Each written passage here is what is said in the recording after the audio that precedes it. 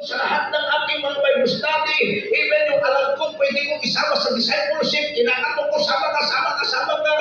Kaya hindi pa ako nagpunta sa simbahan na wala akong dalang kaluluwa. Pag Mondays Bible study ko, pinakamaagang uwi ko sa bahay, alas 10 ng gabi. Gigising ako alas 5, papasok na naman ako dahil alas 6 ang aking duty.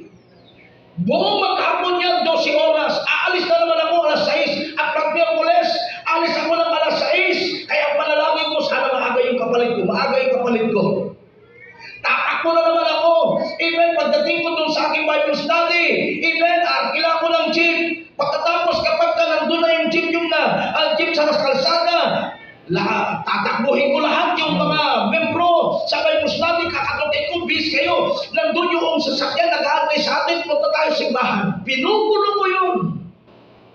Kaya maraming mga panahon, umiiyak po ako habang gumagawa ako. Takbo ako lang takbo, pero kasi nararamdaman ko yung hirap ng katawan.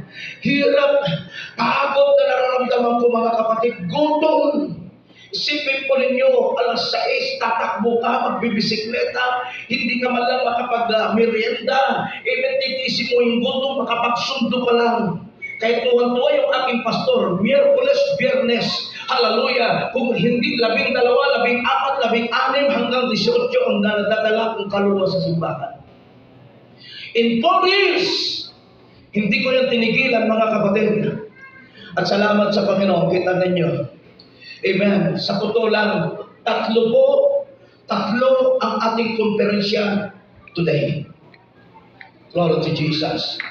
Nagsimula ako sa Alabang, 2 lang kami mag-asawa. Pero ngayon, tatlo, dalawa ang sabay-sabay na konferensya. At isa pang konferensya, wow, parang may kasalan.